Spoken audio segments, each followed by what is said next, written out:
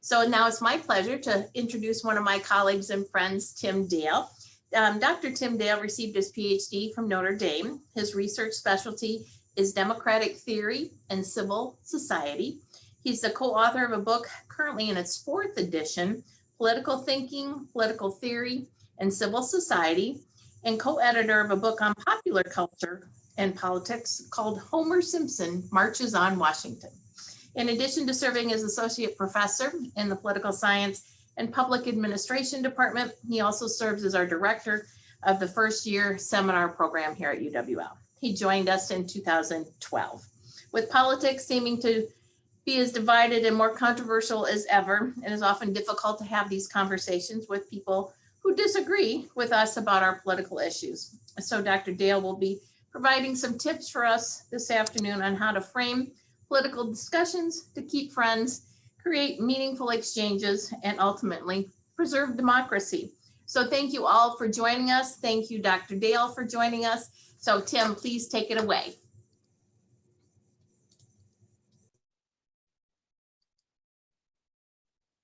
Well, thank you for having me. I'm very happy to be here talking about this. I get to talk about it every day in my classes, and I'm always happy to talk about it when it goes beyond the walls of the classroom. So I look forward to hearing questions that you have. I have about a 20-minute talk today about how to talk politics and keep friends. And then we will have time for some questions. I do want to start by saying that the discussion today is how to talk politics and keep friends, as I just said, but there may be reasons why you don't want to be friends with someone because of their values and beliefs. So I think we hear right now in particular, people talking about how they can't even have political conversations with some people because it goes badly. So this talk is not necessarily going to help if you've just made the decision to stop talking to someone completely. The talk is intended for the people who you want to remain friends, or maybe you're just stuck with people in your family that you can't stop talking to, and really find out how those conversations might be more productive. On the other hand, I will come back to this point later because I think maintaining friendships is important in a democracy, and I think civil society requires us to have friendly conversations. And so I think that we might end up deciding, based on what we're going to talk about today, that we should hesitate breaking off friendships because of political disagreements, maybe employing some of the strategies that we're going to talk about. So several years ago, I volunteered at a senior center, and I did a lot of puzzles, and we took trips to the movie theater, but I felt like I wanted to do something more. And this was about the time where there were poker games starting to be televised on TV, millions of dollars at stake. And so I put a sign-up sheet out for people to sign up for the poker club. And I was really surprised that no one signed up. And there were several people who said they were interested, but the sign-up sheet had no one on it. So after leaving the sign-up sheet up for about a week, and no one had signed up, I started going around to people and asking why people weren't signing up for the poker club. And for every single person I talked to, the answer was the same, is they weren't happy with the kinds of conversations that were going to happen at the poker club. And in particular, people did not want to talk politics as part of the poker club. And they were convinced that this was going to happen over poker. And so I explained that we don't necessarily have to talk politics over poker. And so if I set out 2 rules for poker club, maybe we could proceed with the club.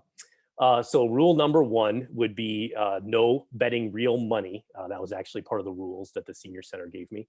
And rule number 2 was that there was nobody allowed to talk politics at poker club. And so that turned out to be okay. I put that on the sign-up sheet, and about 12 people signed up. We met for several weeks. It was a lot of fun, and I had a really good time.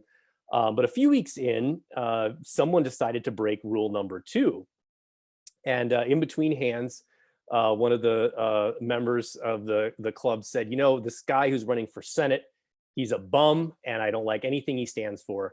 And as soon as he said that, people started getting up and leaving the room. And as we sat there over the next few seconds, everyone left except for the guy who made his political pronouncement and me. And as I looked at him, he looked back at me and said, well, do you want to bet real money and break both of our rules today? Well, as much as I wanted to, bet real money that day. It turns out that I did not want to be kicked out of the senior center, so we didn't do that.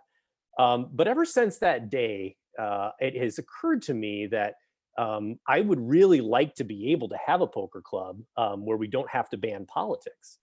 And is it the case that every time someone talks politics, that there are going to be people who check out of a conversation or decide that they can't be part of a social group? And so I think the question is that has stuck with me is it possible to talk politics and keep friends? Is it possible to have a poker club and talk about politics without getting angry? I think this question is particularly important in a democracy because if we can't talk politics in a democracy, then we're not doing our jobs as citizens in a democracy. We have to be able to talk politics to deliberate about things that are important to us. And so because talking politics is so important in a democracy, it's also important that we live in a democracy where we keep friends. Otherwise, the proposition might be that the only way to have a democracy is to not be friends with anyone. And I don't think that this is true. I don't think that we have to give up our friendships in order to live in a democracy. So my question for us today is, how do we maintain those friendships and still do our jobs as citizens in a democracy? One of the things that we can start by noticing is that all human life is about conflict. We have conflict all the time with people in our lives. We have conflicts with our friends. We have conflicts with our partners at home. We have conflict about sports. We have arguments about whether we should go out to eat tonight or what restaurant we should go to. We have arguments about what the thermostat should be set at in our houses. I think we all know the proper temperature is 67 degrees. But what is it about politics that gets people so angry? Why is it that we can have these other arguments with people and not lose friendships, but then politics gets us so angry? I think understanding the answer to that is a step in the direction of understanding how it is that we can talk politics and keep friends. Part of the answer is that politics is about things that have a large degree of meaning to us. They matter. So the decisions we make in politics have an impact on the world in ways that other things don't. So it matters what we do on immigration. It matters what we do in terms of taxation and the government's role in our life. So when people argue about sports, for example, or which team they think is going to win or lose, or which quarterback they think is the best in football, that doesn't have the same kind of direct impact on the world and quality of life as these other really important questions are. And on the one hand, we know that politics generates hard feelings because it matters what we do for a lasting impact on the world. The other reason that people get upset about politics is actually the same reason people get upset about sports. When we take a position in politics, it's not just that we happen to believe something about politics. It's that the opinions and values we have in political discussions is part of our identity. It's part of what makes us us. So if we are a fan of a football team, we may have that be part of our identity. So as a Packer fan, I feel like I am a Packer fan. That is part of my identity. But because it doesn't have a huge impact on the world, I'm not going to be as offended. But if you combine something that is close to my identity and something that has an impact on the world, we end up with a situation where it's easy to get offended in conversations. And so if you can imagine any number of political arguments that you might have with other people, you could figure out ways that people might actually take offense in these arguments. So we can take a local example. Let's say there is a debate about whether a pool should go in a neighborhood. Now, that is a political problem that several communities face, and we in La Crosse have had debates about pools before. And the question for people when they're arguing about a pool isn't just a group of people who thinks that a pool is nice and a group of people who hates pools. It's that the people who believe that they want a pool are the kinds of people who think a strong community is built around a pool where people can go and enjoy it. And the people who are disagreeing with a pool don't necessarily hate pools or hate children or hate families enjoying them, but don't believe that we should be the kind of community that spends money on a pool. Maybe we should spend money on something else, or maybe we should have lower taxes. those are the kinds of arguments that are close to people's identity. And so an argument about a pool ends up becoming about more than just the pool. It's also an argument about the kinds of people that we are and think ourselves to be. And so again, combining the high stakes of making a difference in our lives with the kind of questions that relate to our identity leads to hard feelings about politics. Now, one of the things that I think is important to mention here is to go to something that I hear quite a bit, which is that politics are more negative, politics are more polarized than we've ever seen before. And I think we're often tempted to look at our current state of politics and say, America has never been more divided. But this is simply not true. As we all know from our history classes, the United States has been through literally a civil war. It's been through a period of segregation, mass protests, movements, even moments where National Guard troops literally shot students on our college campuses. So it is true that we are polarized, but this is not new in American politics. And I think we all know the story of Alexander Hamilton losing the duel to Aaron Burr, where politics literally resulted in dueling to the death. But my favorite story from early in American history comes from 1798. Roger Griswold is a member of Congress from Connecticut, and Matthew Lyon is a representative from Vermont. They were engaged in a heated debate about the Alien and Sedition Acts. In fact, Lyon was the first person tried and convicted under the Alien and Sedition Acts. And Lyon was accused of spitting on Griswold. And at the next meeting of the House of Representatives, Griswold shows up with his cane and starts hitting Lyon over the head with it, assaults him on the floor of the House of Representatives. And in fact, Lyon grabs a fire poker and defends himself with the fire poker on the floor of the House of Representatives, and the whole place is really goes completely crazy. And so this happens in Congress itself, and I think it's good to remember that politics has always been divisive. Politics has always erupted and ruined relationships. So with this in mind, and thinking about our poker club, I wonder if we think about our friends playing poker or our friend here defending himself with a fire poker, is it possible to talk politics and keep friends? Well, fortunately, I think there are ways to do that. In order to talk about that, we need to think about the kinds of things that we should do in conversations when we're talking about politics. The first thing that we need to think about when we're talking politics in a conversation is what we call reciprocity. Reciprocity is the idea that I am expecting from you in a conversation exactly what I'm giving to you in the conversation. So a lesson in reciprocity was actually taught to me by my daughter several years ago. It was Valentine's Day, and she was 5 years old and received a Valentine. And she looked at it and said, I don't like this Valentine. I wish I wouldn't have gotten it, and throws it on the ground. And I explained to her that that wasn't a very nice thing to do. I actually brought her into her bedroom. We had a long talk about what's appropriate to do when we don't like something that someone gives to us. And she said she was confused because I had always told her to be honest, and she was being honest that she didn't like the Valentine. And so we had to have a conversation about honesty. But I finally said, if you had made me a Valentine and I had looked at it and thrown it on the ground and said I didn't want it, how would you feel? And she said she would be sad. And so I said, well, that's probably a good idea to do things for other people that we would want people to do to us. And I thought that she may have gotten the lesson. The next morning, we're getting ready for school. She's tying her shoes, and I'm getting really impatient. She's taking a long time. I want to leave, and she really likes school. So I said, if you aren't ready in 1 minute, I'm leaving without you. And she looks up at me and says, Dad, if you were tying your shoes, wouldn't you want someone to wait for you? Well, she's 9 years old now, and I still haven't won an argument with her. But this is the point of reciprocity. Are we willing to do for someone else what they are doing for us?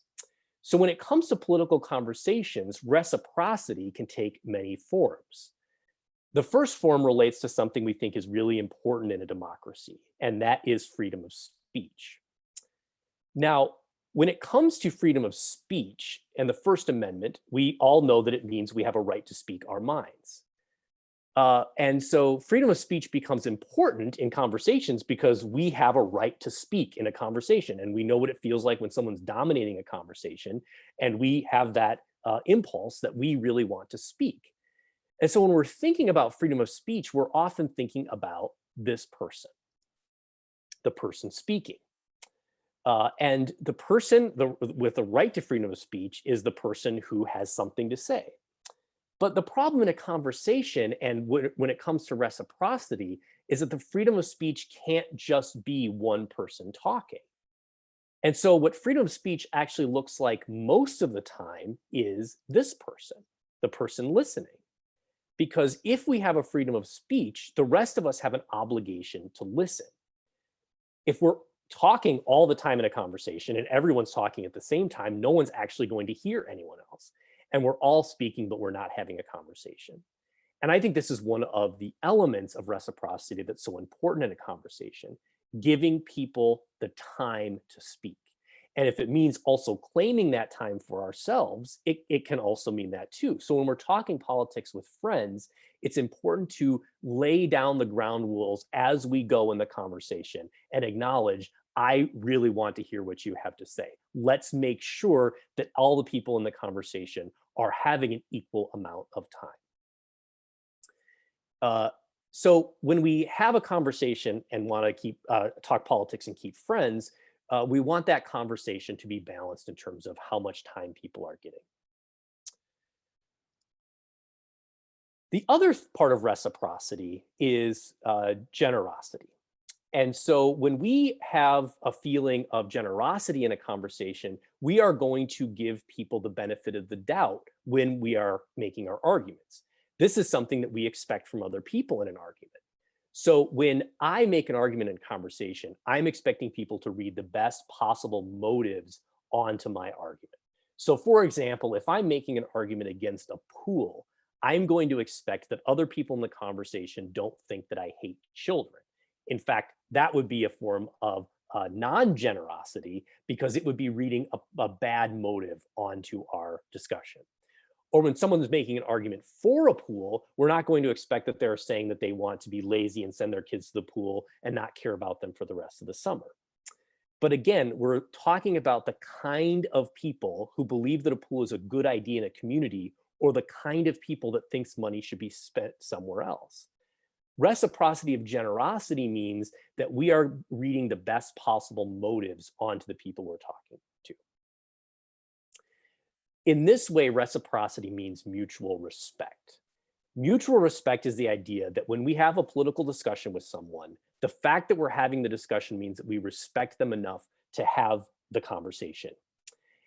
And so mutual respect is the idea that I'm going to listen to your arguments, I'm going to pay attention to your arguments, and I'm going to give you the same respect that I expect to receive in the discussion. And when we disagree, we are disagreeing within the context of mutual respect. We know that we have come to our own opinions through a good faith effort to try to figure out what's best for society. And we are going to assume that the other people in the conversation have also come to their opinions through a good faith effort to try to figure out what's best for society. It's in fact in a context of mutual respect that political learning can take place, because it's actually the learning that happens in these conversations when we're open to respecting other people and listening to other people, where we actually move our own opinions and can move the opinions of others. So the next time we have a political discussion, we can think about how it is that we could employ this idea of mutual respect.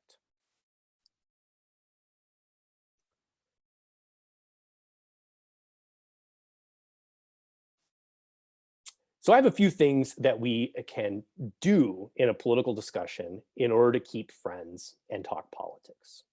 The first is listen. When we listen in a conversation, it's not just about waiting for the other person to be done so that we can talk. It's also about actually listening to what the other person is saying. Listening is very important because at the very least, it helps us to understand where the other person is coming from. And at most, it actually helps us because it may teach us something about what the other person is saying. And that's the other thing that listening helps with. Having a political debate with a friend is also a process of trying to understand why they're making the arguments that they're making. Of course, you have a disagreement. Of course, that's why you're having the argument. But why is the person making the arguments that they are? What is it that they're arguing for? Where is it coming from? What are the assumptions that they're making about the world that lead them to their conclusion? It's really a step in the right direction for talking politics and keeping friends to get to the heart of why. So in fact, while we are listening and actively listening, we might ask the question, why? Why do you feel that way? Where does that opinion come from? And this way we can make certain statements in political discussions with other people that help to reinforce this listening.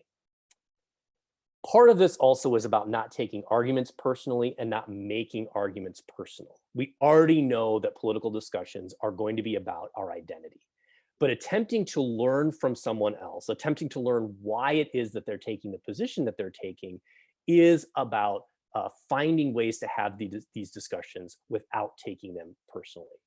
Now, this is probably the most challenging thing in political debate because of the things we've already talked about. The idea that they matter in the world and that we have an identity that's closely tied to them. But the effort to do that is going to be important for talking politics and keeping friends. And I think that we can do that by having certain phrases that we use in conversations with people that we talk politics with. So one of those phrases is, I understand where you're coming from. I understand where you're coming from is going to the place where you have some sort of agreement. I understand you're coming from a position of being scared about the world, or I understand you're coming from a position that believes that government's job is to do certain things. And so that is going to make a difference for someone who is feeling attacked based on what their beliefs are, but then is also understanding that you are trying to understand where they're coming from.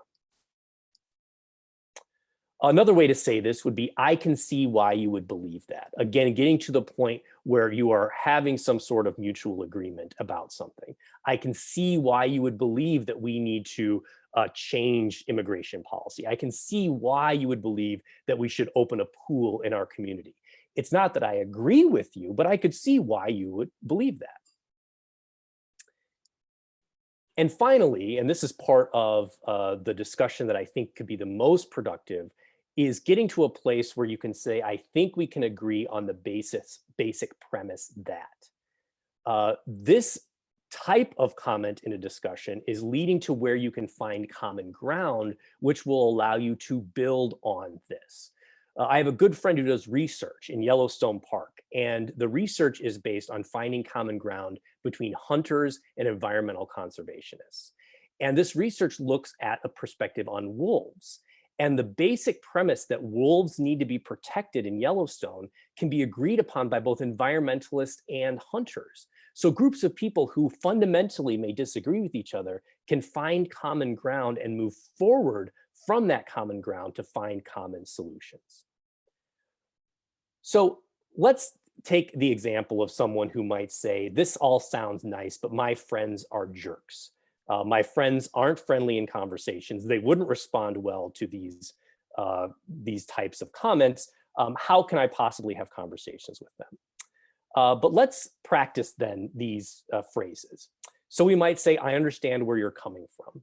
Politics can certainly be negative, and it can get us down because there are a lot of people who are negative in conversations. And I can see why you would believe that. Maybe your friends are jerks. Maybe they tend to be jerks in political conversation. But I think we can agree on a basic premise that politics and political discussions can start with the individual. And just as an individual could cause a discussion to become very negative, an individual in a discussion can also turn that discussion around to be more positive. And so that you can actually control what it is that's happening in the conversation. Now, I want to end with a story I heard from on the campaign trail a few weeks ago. It's an exchange that happened between a candidate running for Congress in Virginia, Qasim Rashid, and protesters who showed up at his event. So some Trump supporters showed up to protest his event, and rather than ignoring them, he actually called them over to the front, so right in front of the stage, and he engaged with them. He actually asked one's name it was Chad, and asked what they were most concerned about. What is it that they were the most upset about in terms of his candidacy? And Chad said that he was most concerned about Democrats packing the court. And Rashid responded that he understood the concern and asked Chad what he thought about the Republicans denying Obama a Supreme Court appointment and then allowing Trump to do essentially the same thing 4 years later. Chad actually admitted right there that this seemed hypocritical. And then Rashid explained that just because he's running as a Democrat doesn't mean that he agrees with everything his party stands for, just as he imagines the same is true for Chad. Chad then actually agreed, and he ended up staying after the event with 5 of the protesters, having a conversation with Rashid and others working on the campaign. And they explained that they had arrived thinking of themselves as enemies, but had completely reconsidered this given their conversation. Now, what I think is so great about this story is that certainly we have a freedom of speech to protest. Certainly there's a freedom of speech for a candidate to speak. But if we stay on separate sides of the road, we are never going to have a form of engagement. And so with this story in mind, I go back to my original question. Can we have a poker club that doesn't end up with people storming out of a room? Can we have a session of Congress without someone having to defend themselves with a fire poker? I think the answer is yes. And this is why I also believe that figuring out how to talk politics and keep friends is key to understanding how we make democracy work. I don't think minds change in society unless we have conversations. And I don't think we can have conversations unless we take a position of friendliness in those conversations. So I would encourage all of us to ask ourselves how we might be able to maintain friendships, even when we disagree about fundamental political questions. Thank you, and I am happy to take any questions that anyone has.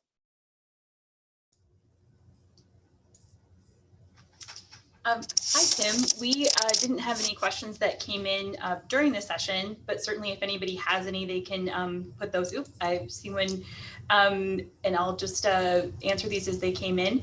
It said, I'm seeing some parallels with the principles of restorative justice as opposed to justice as an adversarial process. Can you speak to that at all, Tim? Yes, absolutely. So restorative justice is the idea that you heal relationships and don't just make abstract claims to justice in the world. And there are many places where restorative justice is working. So restorative justice being the perspective that justice has to come through repairing relationships, that the only way forward is through a restorative process as opposed to a purely judicial one. So it's a really good observation, and there are a lot of parallels here. Thank you for that question. If you have other questions, please feel free to put those in the chat. Tim, we had several questions that were submitted before the session that were related to misinformation and the media, which are related topics. Just wondering if you could speak to that a little bit generally about how those issues might affect conversations that you would have with family and friends. Yeah, well, I know that some people have questions about media's effect on people's political positions. So we have a fairly polarized media. The context of our politics seems particularly partisan right now. And so certainly people are coming armed with arguments maybe in a way that they hadn't before because they consume maybe a more partisan form of information. I think that sometimes that can be a hindrance to productive conversation if people enter a conversation just wanting to prove that they're right or win an argument.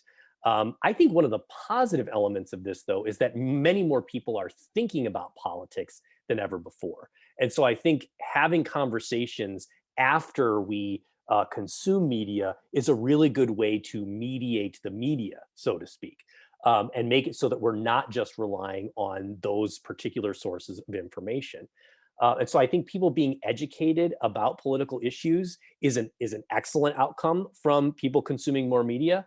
And then the only question is, how do we make that consumption tempered with the kinds of conversations that we have? So certainly makes conversations more challenging, but maybe all the more important that we're having.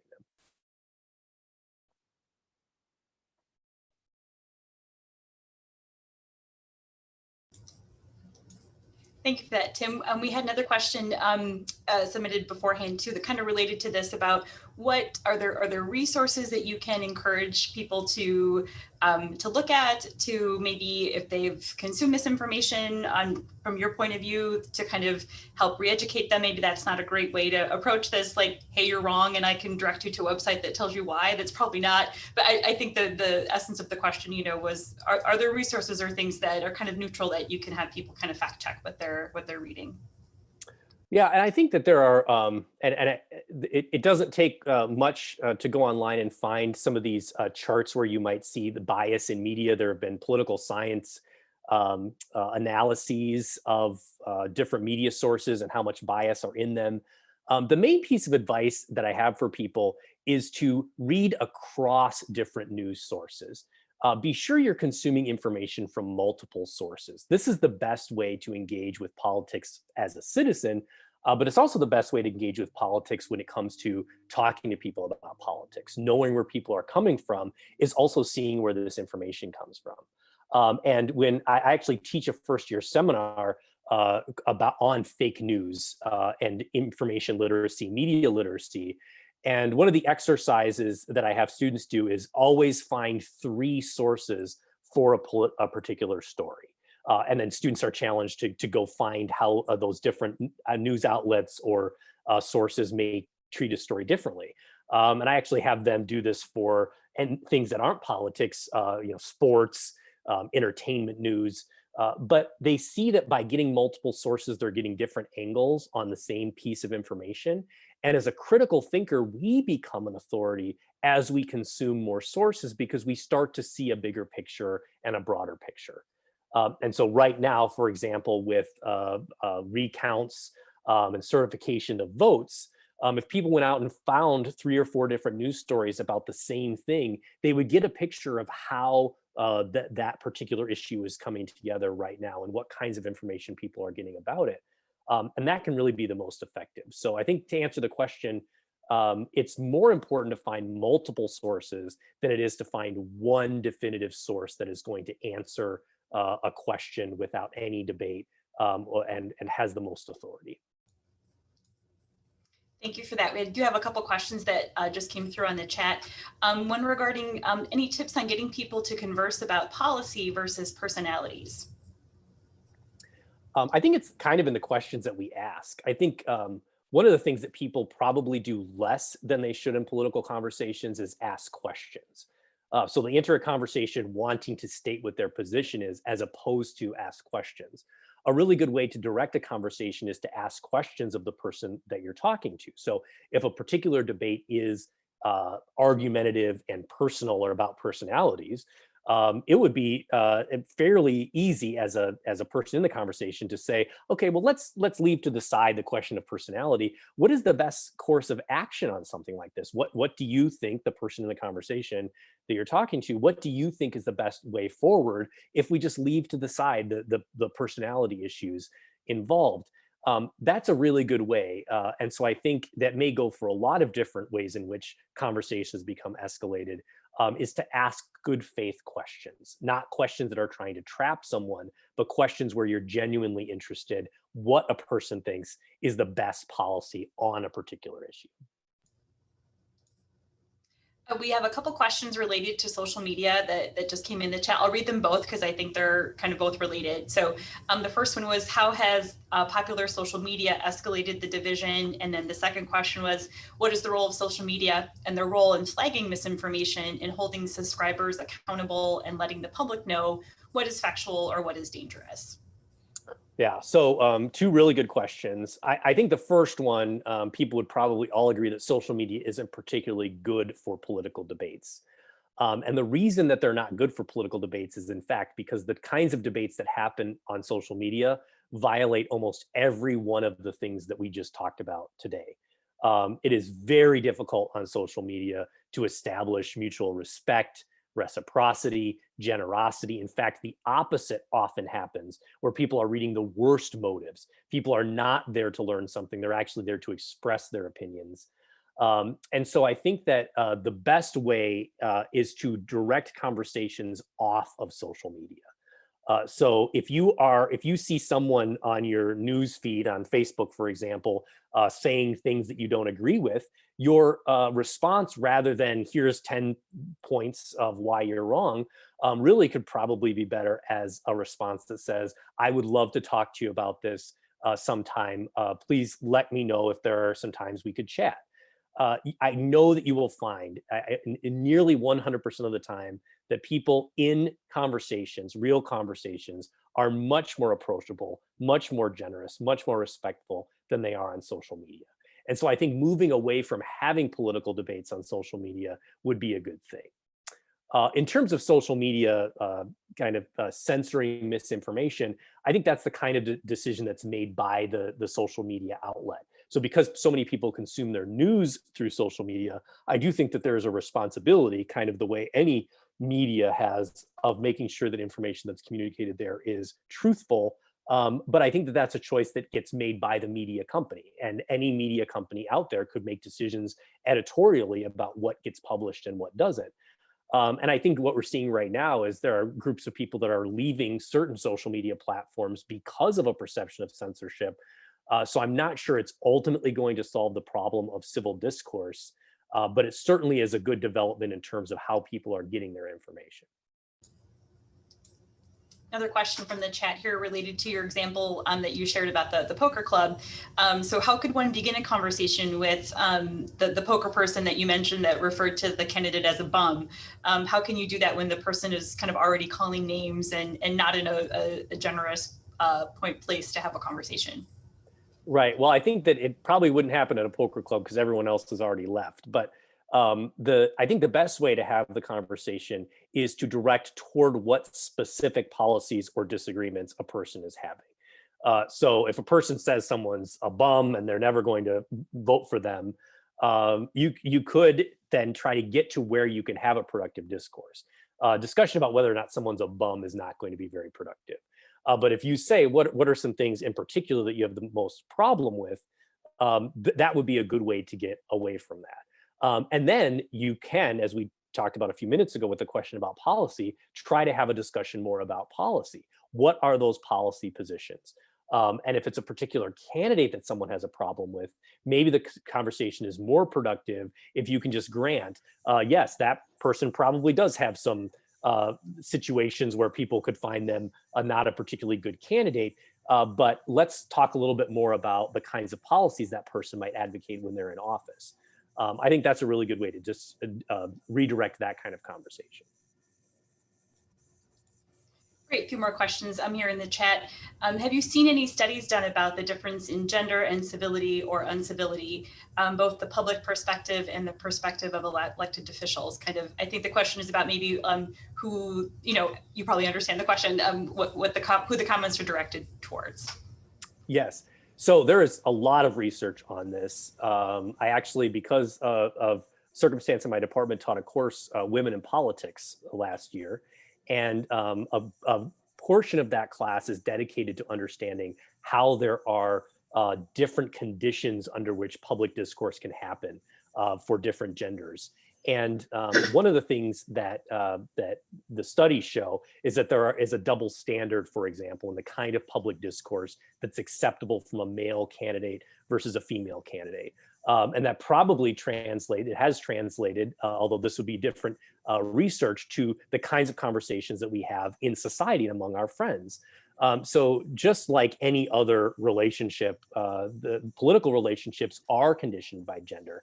And I think paying attention to those kinds of things is another important feature in talking politics and keeping friends. If there's a gender dynamic happening in a conversation, it's important to be sensitive to those dynamics. And so if it's true that you're in a conversation where the men are speaking far more than the women, or the women are offering more apologies than the men are for their positions, which the research shows is typically what happens. Men talk more, women apologize more.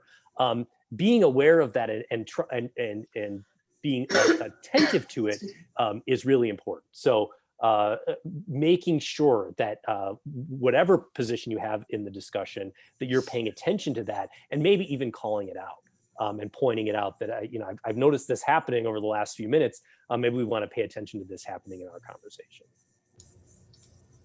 Wonderful. Those are the questions so far in the chat. If you have others, please feel free to send those, apart from one about how to cheat at poker, which I'm guessing is not totally in your wheelhouse, but we'll toss it over to Janie right now. She's got some of the questions that were pre-submitted as well. So she'll go over those and I'll keep watching the chat. So feel free to keep sending those in. Great, thanks, Kelly. It's interesting listening to this conversation. I think a lot of people on the call know me, and I have a very eclectic group of friends and family, and I feel like that makes me a much better person. But one of the questions that was submitted in advance, it could have been one of my own questions. And it is, why do I feel so strongly about this election? It has never been that important to me before. And I realize it's a broad question, but do you have any comments about that, Tim? Well, I'll respond first by telling people that I've been a political science professor now for 15 years, longer than that if you consider graduate school. And for a big chunk of that time, when I walked into a classroom, what I was struggling with was having students think that politics mattered. So there were presidential elections where my students would say, I don't see any difference between the two candidates, or it doesn't matter if I vote or not because nothing is at stake. Nothing changes, and both candidates seem like they're saying the same thing. I think one of the things that we absolutely don't see right now are any of those things being expressed.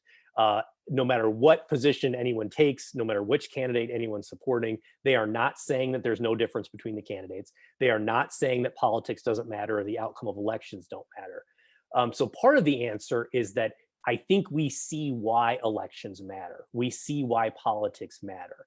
And so I think one of the reasons so many people feel so strongly is that we have a polarized political environment where it's very clear that there is a difference between the candidates who are running.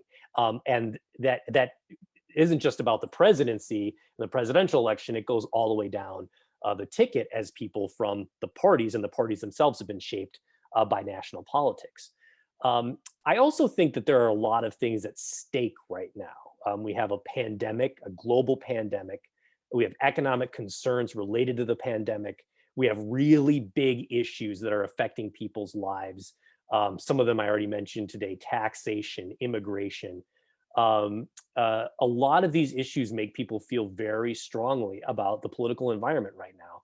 And so I'm not surprised that people feel that way. And I think that that's really why we're seeing, for example, record turnout in the presidential election we just had, is that so many people feel strongly.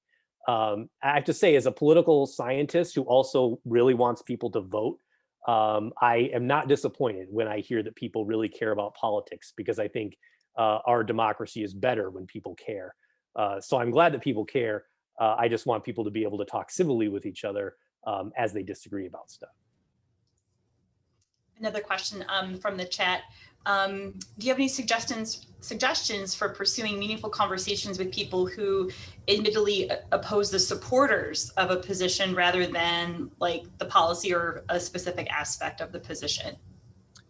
Right. So this is where I think political debate really devolves, and I become disappointed when there is this kind of personal attack or assumption that is made about the kind of people who support a particular position. So I really think that employing some of the things that we talked about today can help with this. So if people are in a political debate are talking about the kinds of people who support something or the kinds of people who support a candidate, I think you can get below the surface of that and talk about what it is that the kinds of people who support a candidate believe. So why is it that people would argue on for a particular position? Why is it that people would vote for a particular candidate? I think that does take some work, and it does take some work to figure out how it is you might be able to move a discussion in a less personal direction. But I think it can be really fruitful if you can get the conversation away from the personal attacks and the distrust and more toward that level of trust and mutual respect. I can also go back to the example that I gave from the campaign trail a few weeks ago. When people show up expecting to be enemies, and through the course of a conversation, a few simple questions and admissions and finding common ground, you can actually see where a conversation could be more fruitful. I do think that that's possible. Wonderful. Few more questions here. If the parties can't agree to the basic facts, how do you even have that conversation? What if the other person does not value democratic institutions? Right. So I think that that's also where there can be common ground that is found. So it would have to take a particular debate, I think, in order to be fully satisfied with what kinds of questions you can ask of a person who you're suggesting doesn't respect institutions or doesn't acknowledge facts. But I think that's where the conversation could go. So the question would be, what's the purpose of political institutions? Why do we have the Constitution that we have? Would you agree that the Constitution is established in basically a good way that we should adhere to? That would be the institutional discussion. In terms of the facts discussion, I think we've all had conversations with people, whether political or not, where we're wondering where people are getting their facts from. And I think what's really important there is not to be accusatory, but to show someone the same respect that you would expect, which is, where are you getting the information? I'd be interested in finding out where you learned this. Because here's something that I learned the other day. And I know that there's a bad way that that conversation could happen, where people just accuse each other of getting fake news. But the good place of conversation would be, where do you think we would look if we are finding facts that don't seem to line up? What should we do in a world where we have facts that don't agree with each other? I think that there is a possibility for a productive conversation. But again, that's the hard work of finding the good questions to ask.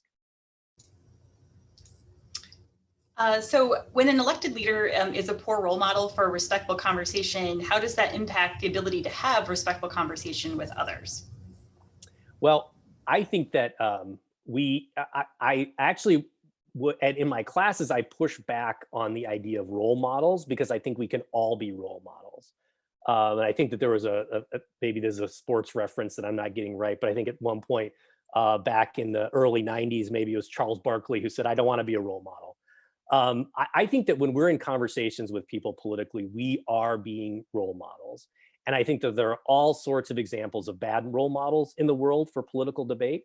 And so I think understanding how we can model good political discourse is the way forward to productive political conversations. So I do think it's possible, when a political leader is not a good role model, for us to have good political conversations. In fact, the political science research that I do about cultivating a civil society, that literature shows that it's actually not the political leaders that establish civility in a society. It's the cultural norms that are exercised within that society. So we get to shape what our civil society looks like. Our political leaders don't. And so even when those political leaders have an impact on the way people are perceiving or consuming political information, we can reorient those discussions in the conversations that we have with our friends. Another chat question. We have time for a couple more here. I think just one, asking you if you are comfortable with personally stating your political party preference, and if not, why not? And I would be interested to know, as you're teaching classes, I'm sure that I would imagine you get that question, probably not the first time you've gotten it, but be interested to know your response to that. Yep. Well, I can tell you that as a political science professor, I am not allowed, nor am I interested in taking a political position. One of the things that we do in political science is study the science of politics. And so when you're looking at a chemical reaction in a chemistry class, you don't ask a chemistry professor which reaction or chemical they were rooting for in the reaction. I think the same would be for a political scientist. We want to understand the political world. We want to understand where the political world works and where it doesn't. And so in my classroom and in today's discussion, the political preferences to me is similar to asking a chemistry professor whether they wanted the little strip to turn pink or blue in the acid test. What I'm interested in is making sure that the test, what we're trying to do and what we're trying to accomplish, is as productive as possible. Thank you. Janie, do you have any more of the pre-submitted questions that we could ask Tim? I think we've got a couple of minutes left to ask those if you've got them there. You bet. I've been trying to tick him off as he's answered things. So hopefully we've gotten to most of them. One question that came in, I believe that the majority of citizens want the same things. The example is a clean environment, but we may have different approaches to getting there. Why is it that the party of tolerance will not respectfully engage in conversation where I share my views. Okay, so I think that the focus on what a party will do may not be the best way to think about how your friends will react in the conversation. So I think that the parties themselves are not making arguments. And in fact, parties in the United States are fairly weak, as we can see by the candidates essentially taking over what the political messages are. I think that when we talk about the kinds of conversations we're talking about today, these arguments are not made by parties, they're made by people. And so we would have to talk about the particular people that we're interested in talking to, and not necessarily see the partisan identification of those people. So I'm not exactly sure kind of who you're referring to, but I think there are all kinds of people in both political parties that do a good job and a poorer job of being open to listening to other people. So I probably would need a little bit more clarification on what it is we're talking about in terms of a party not listening to people or not responding to what people want.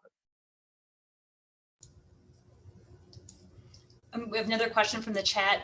As cultural norms have been stretched and strained, the cultural norms have been stretched and strained. So I hope we can return to normalized standards of engagement. What would that look like?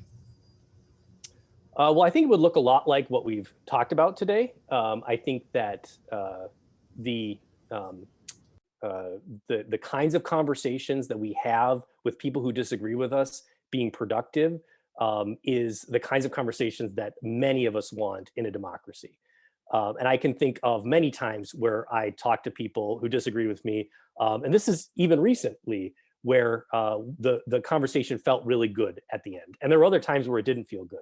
And I think to getting to a point where we are having more productive political discourse, where the result is a compromise, even if it's a compromise that not everyone agrees with, because that's the definition of compromise, but really coming to the table and talking to each other with a serious attitude of engagement. I think that's what that would look like. And I think it's possible. I think we've seen it. I think that there's an ebb and flow of these things. And my prediction is if we commit ourselves to these things, we will have a more productive political discourse, and we can reorient the norms to be more approachable and friendly. Well, thank you. Oh, sorry, Janie, go ahead. Oh, you're muted, Janie. Thank you. So sorry about that. Another question. What sets of foreign policy with the President-elect Biden? Is it friendlier or stricter foreign policy with Asian countries? Okay, so I am not an expert in foreign policy. And so I do not know. You can't be an expert at everything. I know, Come on. I know. So I will not speak with authority on that. But I will make a comment then that is relevant to what we've talked about today, which is that the techniques we've discussed in talking politics and keeping friends is also really important when we're talking about cross-cultural exchanges. So when we're interacting with people who are from different cultures, from different countries, the same strategies we've talked about in terms of talking politics and keeping friends are really good at learning where it is that other people are coming from and why it is they believe what they believe. And so one of the best types of conversations we have in a classroom are when people bring into the classroom a diverse background, where they can speak to where they come from, what they believe. And so I think having that kind of openness and listening to different cultures is really important for cultivating friendships outside of our own country. I had another question in the chat. This might be the last one we're able to get to, but can you speak more about the benefits of compromise when so many seem to see that as a sellout? Well, this is a really big irony in the way voters make decisions, because voters will always tell us that they want people in government to work together to find solutions. But then they will also vote for candidates who say they will not compromise their values. And so this is the one thing where I blame voters for having the double standard, because if they all voted for candidates who would pledge to compromise, we wouldn't necessarily have this problem of non-compromise. But then if they only voted for people who stuck to their guns, then we wouldn't have this idea that compromise is a sellout. I think that the basic negotiations that happen within government work. I think that American politics works. I think we're oftentimes not happy with the way that it works, but we really are pushed to compromise. And so the benefits of compromise are something that are built into our political system in a democracy, particularly a representative democracy. And so I really don't see there being a negative association with compromise, except that when people run for office, they say that they're uncompromising. But I think if there's anything people can do is to start to reward candidates who are more willing to compromise, or at least more willing to come to the negotiating table. I think that that's a good way for people who vote for candidates to maybe have an influence on what political representatives are saying or doing. Great, Tim. Thank you. Thank you so much. We're watching the time here. I want to thank everyone for attending. I've certainly learned a lot. I took a page of notes as we were going through the session. So Tim, thank you so much for sharing your expertise and knowledge with us. Also want to thank Terry Workus and Kelly Frigo for their help behind the scenes, because without them, we couldn't make all of this work. Two events that I want to mention that are coming up. First is UWL Giving Day. Many of you probably have heard of Giving Tuesday, which is the Tuesday after Thanksgiving. Well, this year UWL is having one, and it's December 1st. It'll start at noon. It will go to the following Wednesday at noon, so it's 24-hour period. We're looking at a 500 person goal to make a gift. So it's not a financial goal, but it's a donor goal. So we'd love for you to participate in this. Kelly's got the slide up, so thank you for that. We have over $30,000 of gifts that have come in from both the foundation board, the Alumni Association board, other donors, alumni, to match your gifts. So please check it out. Your gift can go anywhere. Of course, it could go to the Alumni Association, it can go to political science, it can go to athletics, it can go wherever your heart says you want to make a gift. So please do that. It's our first year of participating, so we're really excited about that. Again, it's December 1st at noon through December 2nd at noon. And finally, our next What's New Wednesdays will be December 16th from noon to 1. And we're going to have folks from Rotary Lights and one of our volunteer organizations from campus that have been involved with it for the last 26 years, the Delta Sigma Phi fraternity. So it'll be right in time for Christmas. So we hope that you can join us and learn really what UWL's role has been in making this kind of area tradition so special. But even for our folks that don't live in La Crosse, please join us, because we'll do a drone video and you'll get to see the beautiful light display. So anyway, have a wonderful holiday Thanksgiving. Thank you so much for participating in our programs. It means a lot to us, and it's just great to stay connected. So if you have ideas for other program themes or topics, send those our way. And if not, everybody have a good afternoon, and thanks again for joining us.